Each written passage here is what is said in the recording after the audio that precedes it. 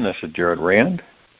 Welcome to the Global Guided Meditation Call for Saturday, March 1, 2025, after 3:15 p.m. Eastern. Imagine waking up as if today were your very last birthday. It's going to be the most epic birthday of your life. Your favorite people are coming, their eyes brimming with joy and love for you simply because you exist. And as you look around the room, you feel how it's pulsating with a deep feeling of celebration.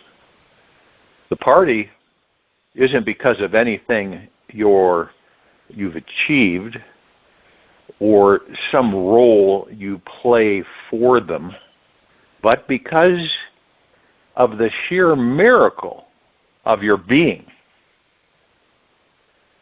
There's an electric charge in your blood and bones because you know that everyone is happy right now because you are still alive. I invite you to take 30 seconds and breathe this sensation of being celebrated deeply into your body right now.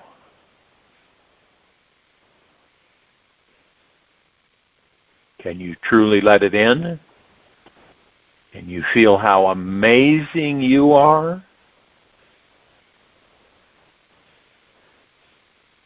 What if you carried this vibration of self-reverence into the rest of next week? What if you greeted each morning not with the weight of responsible routine, but with the lightness of knowing this might be your last chance to bask in the miracle of life? What if you let tomorrow's sunrise open your heart with the greatest gratitude and the possibilities of the day fill you with wonder? Tell me, what is it you plan to do with your one wild and precious life, Mary Oliver? When you live like today could be the best and last day of your life, the ordinary transforms into the extraordinary. Suddenly the laughter of a friend, the warmth of the sun on your skin, and the simplest moments of life feel like golden treasures. You see life through a lens of deep joy, and everything you see shines. This inner exploration isn't about deciding to live because you're fearing the end. It's about embracing this life so fully that you dissolve into it. It's about dancing with existence, holding nothing back, and letting every action and word you speak be a celebration of the sacred truth that you are alive. When you choose to live this way, every interaction becomes an opportunity to share love, every task a chance to infuse joy, and every thought an invitation to align with the divine. You become a living, breathing celebration, a reminder to everyone around you that this life is not just to be survived, but to be deeply and unapologetically celebrated. So just for today, drop all hesitation. Let go of playing small. Show up as if this world is your birthday party and you are the guest of honor in this grand cosmic celebration.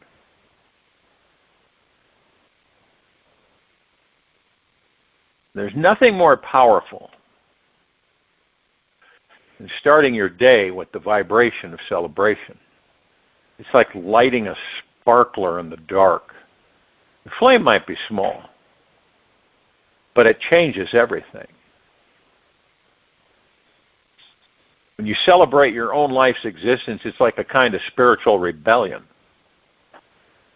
Society will tell you It's selfish to celebrate yourself. That's not. You're being too self-centered and selfish. People will feel uncomfortable if you're too happy. You ever done that? You're just happy, right? And someone says to you, why are you so happy? Look at everything that's going on. How can you be so happy? You ever had that happen? So that's why some people feel uncomfortable that you're too happy, as it makes them realize their own misery. Yet this type of celebration is telling the demanding ego to step aside for a moment while you choose to see the sacred and the insignificant and the mundane. Spiritual rebellion is it's a courageous act of breaking free from all inherited beliefs and mass societal consciousness that tells us all, life is not magical or sacred. You can see that on this planet. If you're a watcher, you've chosen to watch and observe. You can see it everywhere. This world wants you to believe that this life is perpetual suffering, and you must continuously escape the pain through sex, drugs, entertainment, or working extra hard just to survive. That's going to change. The spiritual rebel needs to step in here and discover that direct and authentic connection with your highest, most magical self.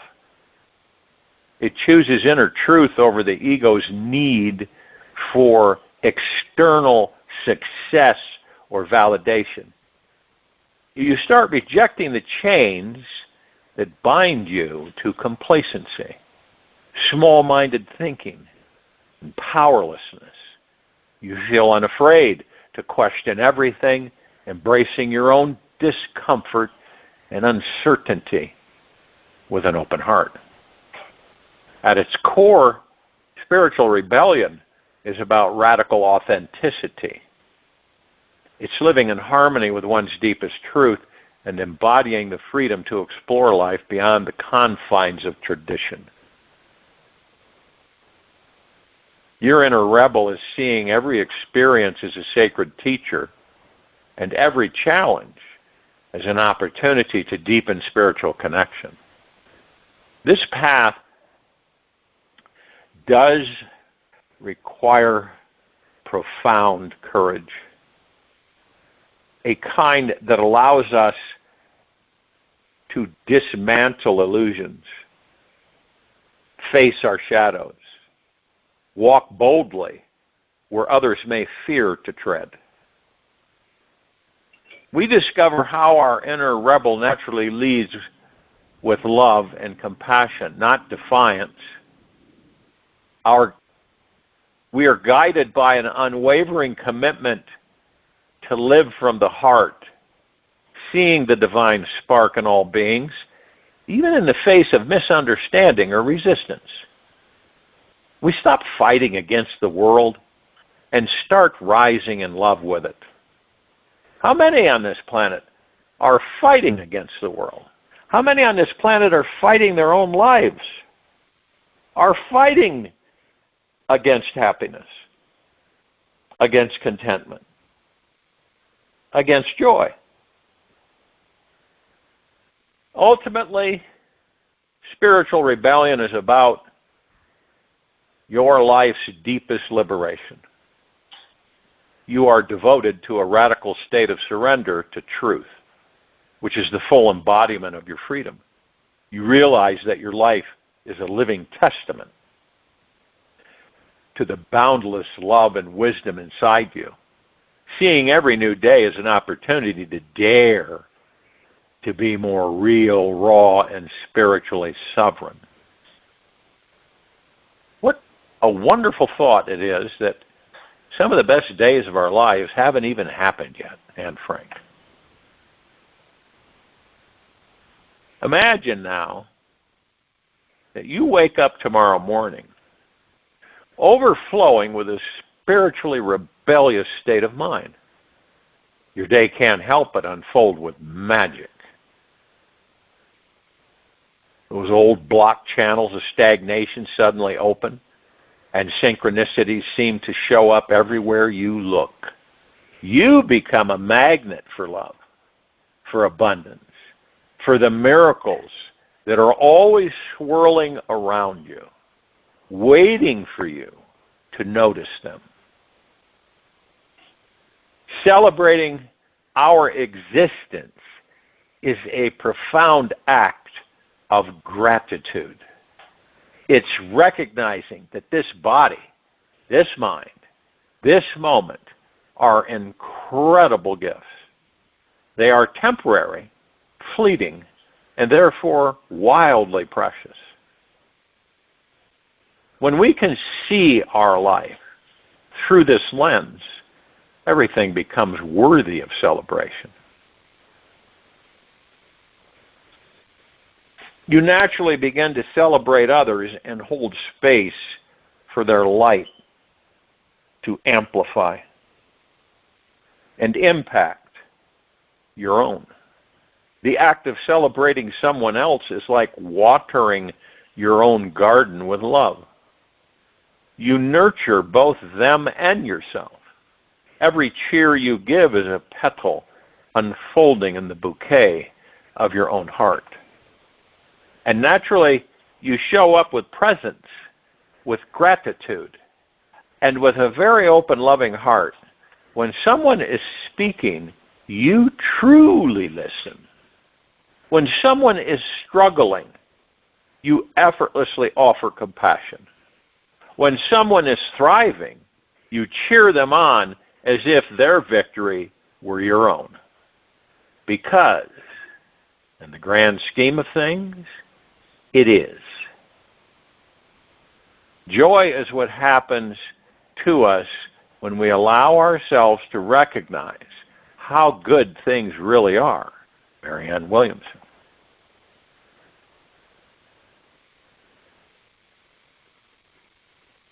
It's like, let the greatest celebration begin.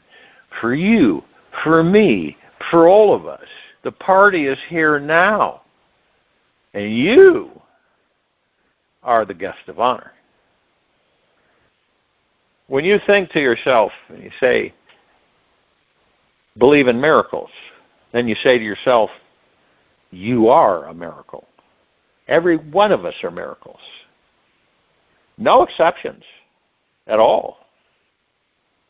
Profound, omnipotently powerful, supreme manifesting abundant beings that never die. What more could you want? See, we've been in this cycle for countless ages. So we do have the tendency to repeat and embrace similar avenues. And after a long period of time, you begin to believe that even when you, let's say that you step in the direction that you are omnipotently powerful, supreme manifesting abundant being that never dies. And then, of course, many have this little voice, kind of like a feeling that comes in. Oh, you're not powerful. That's silly. You know? Where's your power? What can you really do? Well, it's amazing what any of us can do with these bodies. There are no limitations. Imagine this, that this civilization is transforming into a comprehensive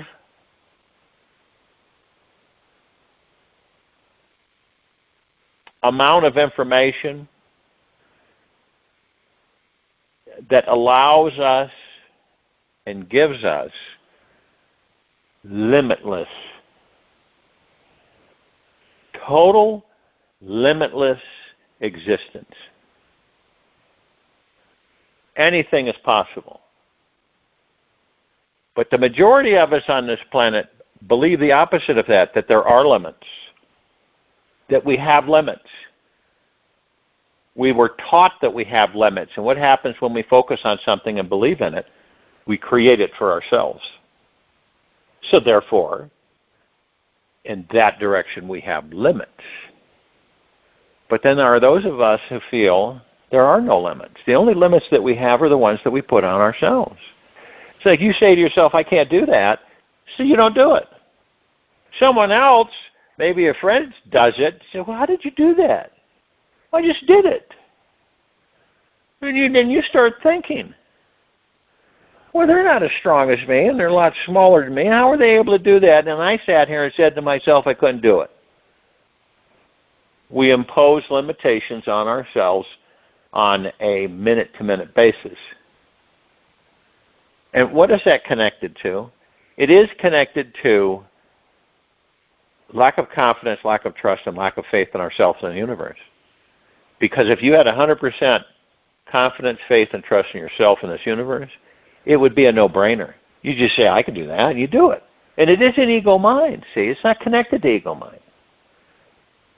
It's connected to your heart mind. So when you look at these things and you say, wow, and you look at something, right, that I can do that. Let's figure this out and see how I can do that.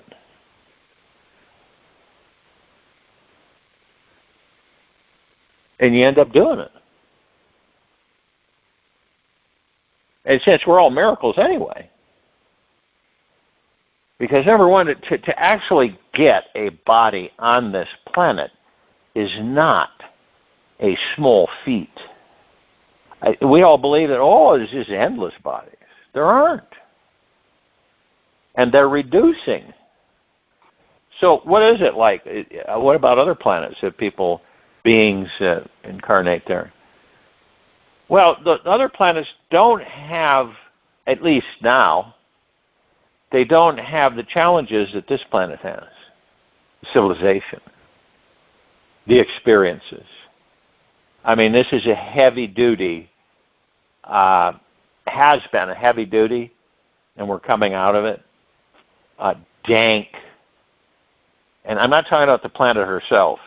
I'm talking about the civilization that resides here, on how heavy and dank it is.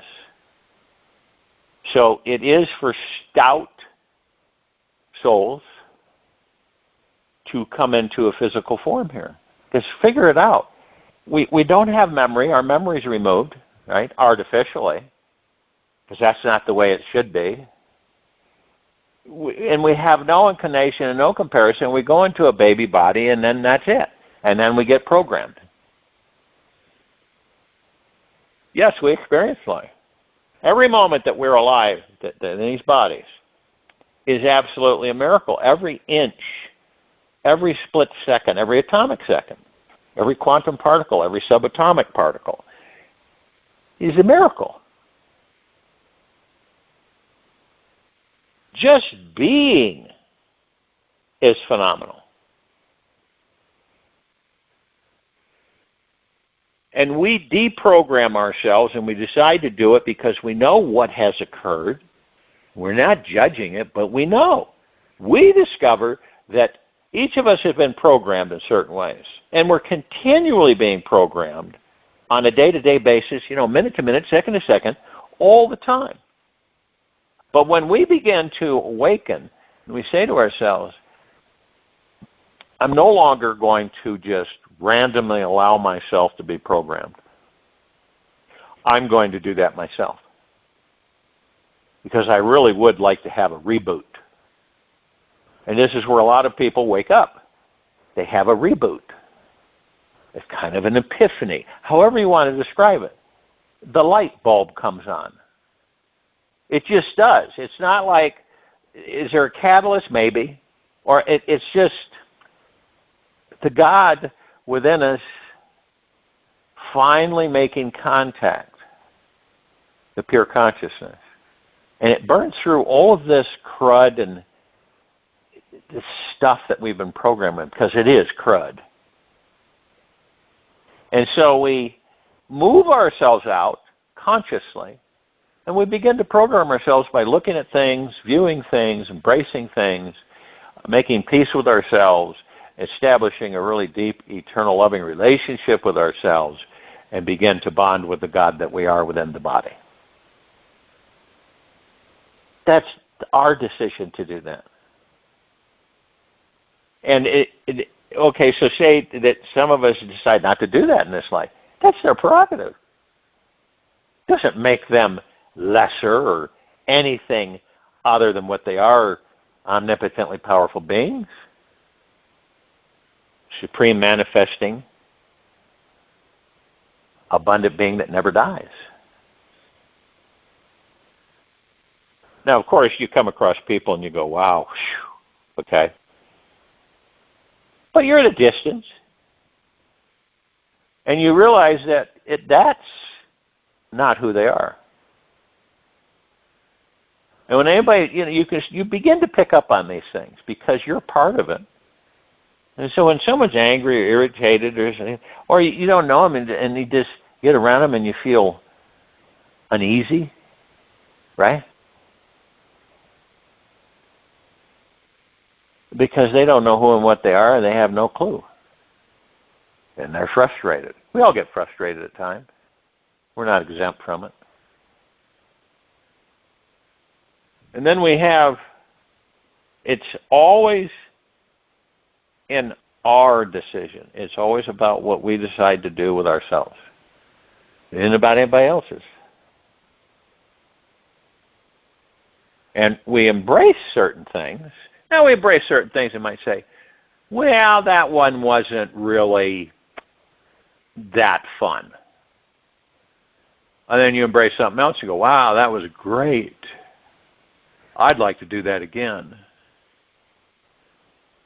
So we're in a constant flux. We are in a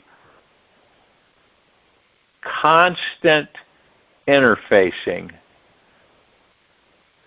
with the material physical world mastered by the ego mind. And when we become aware, we move out of the ego mind, we leave the ego mind alone, we go into heart-mindedness, and we embrace the gods that we are in the pure consciousness.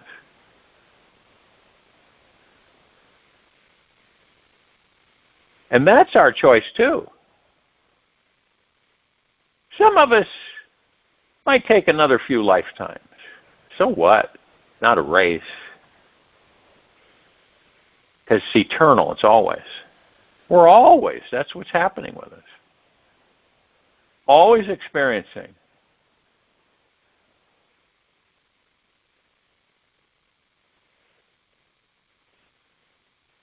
And our relationship with ourselves is absolutely paramount. And how our relationship is with ourselves is absolutely paramount. Because it determines how we're going to be. How we're going to interface with ourselves and others. You can decide, in any situation, really, truly, you can decide whether to be happy or not. You don't need a catalyst outside of yourself for you to be happy, because happiness is within us all the time, 24/7. The joy is within us. But sometimes it comes out because something that we're embracing in the material physical life, for short periods of time we have happiness and joy. But it goes. It's not constant until we decide for it to be constant. You ever met anybody that is just perpetually smiling, happy? Have you ever been around anybody like that? And it's not a put on, it's just that's how they are. They don't take life very seriously. They kind of float around and just enjoy every moment they're alive. One time William Shatner made a statement that he never wanted to leave this life. He wanted to live. Well, he's heading towards, he's in his 90s. And he just enjoyed life so much.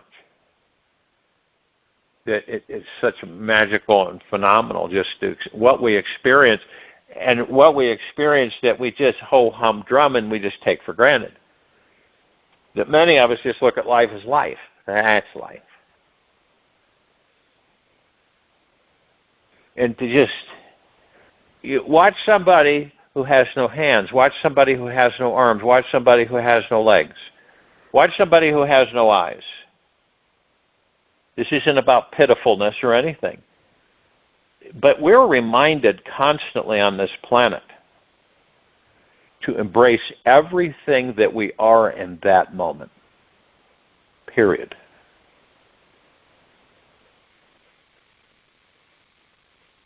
How many of us do that is up to us. And how often do you say to yourself how much you love yourself?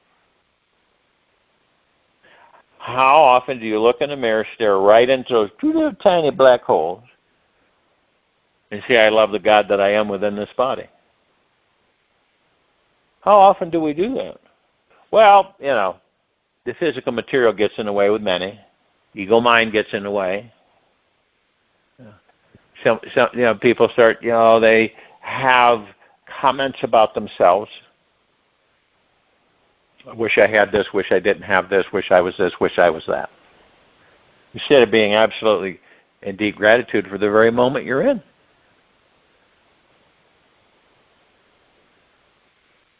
And to embrace the moment. Because it could be the last moment.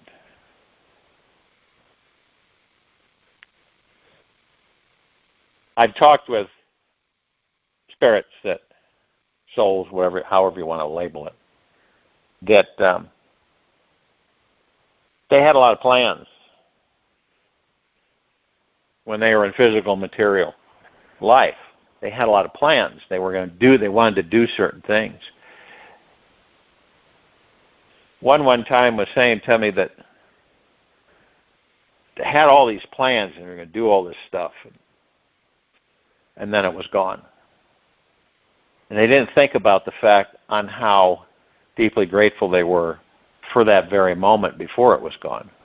And when I mean gone, they got hit by a bus. They were 28 years old.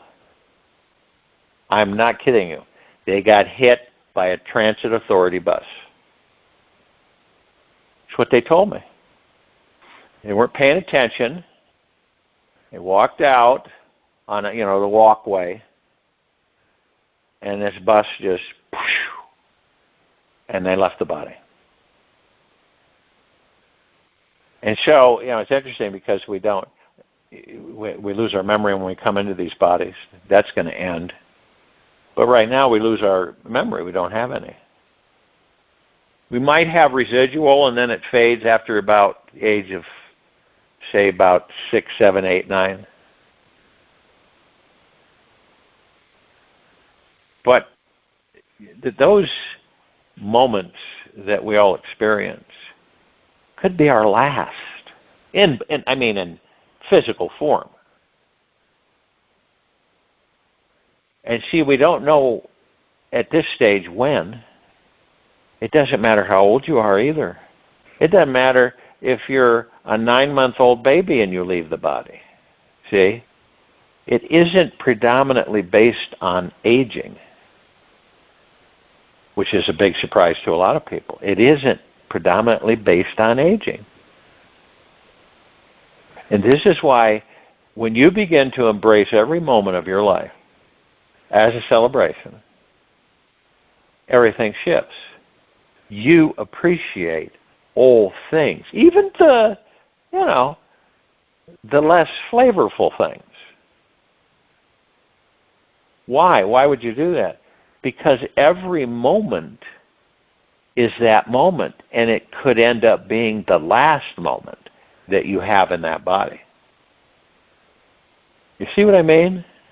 We get so caught up in hustle, bustle, hurry, time constraints, appointments, this, that we literally lose sight of the fact on how absolutely phenomenal this life is. and how short it is. None of us have longevity in these bodies. Like I said numerous times, 90, 100, 120, 150 is not long at all. It isn't. Look at how fast things go for us. It's not like we're in a hurry, but we just notice that things are like, let's put it this way. Time has been accelerated so much that the planet is having a difficult time keeping up with it. Yeah, I'm not kidding you. And this is why we have these viewpoints to say, wow, you know, it's already Saturday and it felt like that yesterday was Saturday. Or it's already, we feel that, see, because it seems that way. It seems that things have been highly accelerated. Look at how fast, and just in a little over a month's time in our country, look at how fast things have shifted. When never before have they shifted like this. Not in this country, not in its young life of almost 250 years.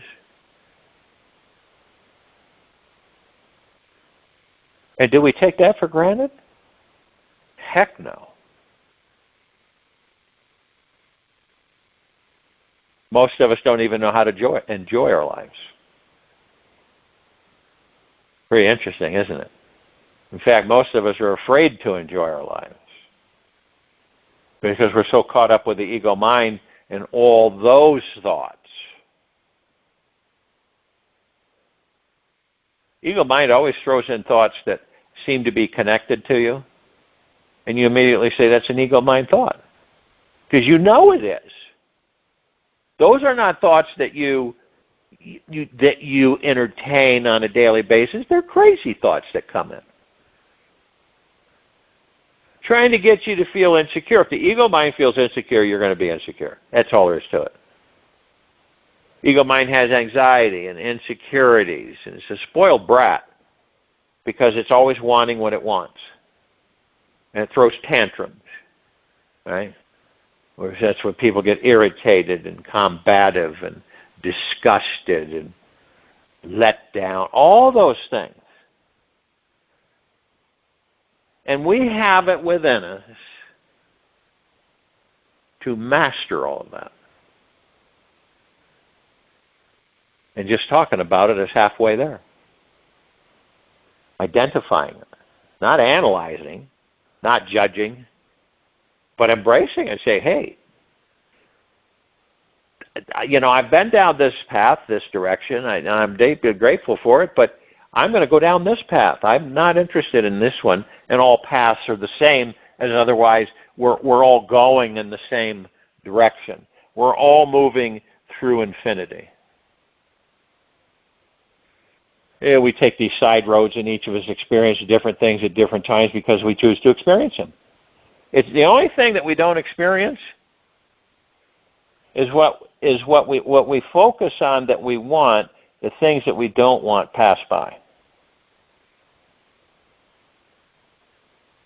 And it truly is up to each and every one of us. Yeah, it's like you say to yourself, I'm going to enjoy this life because none of us have any clue as to when we're out of body again. And when you think about it, and this is interesting, in the quiet time of this meditation, you look at where you're at, right, without judgment, in deep gratitude, and you go to yourself, am I ready to start all over again?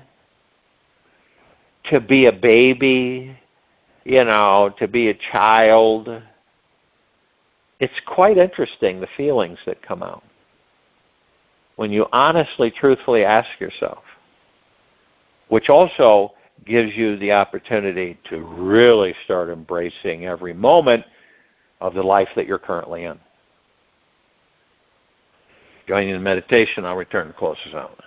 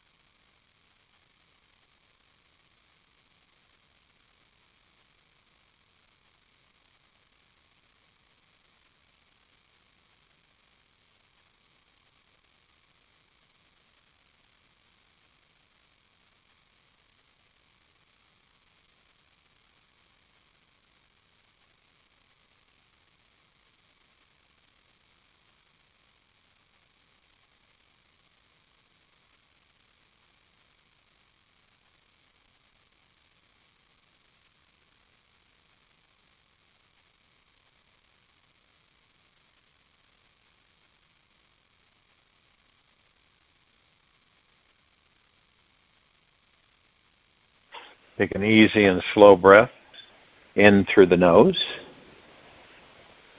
and an easy and slow breath out from the mouth. Remain still, relaxed into your body, focus on your breath rising and falling. You will live for eternity.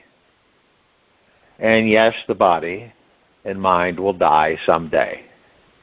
You will go on and on and on. Once you know in your heart that you have an infinite amount of time ahead of you, you relax and step into an expansive, timeless, multi-dimensional spiritual experience.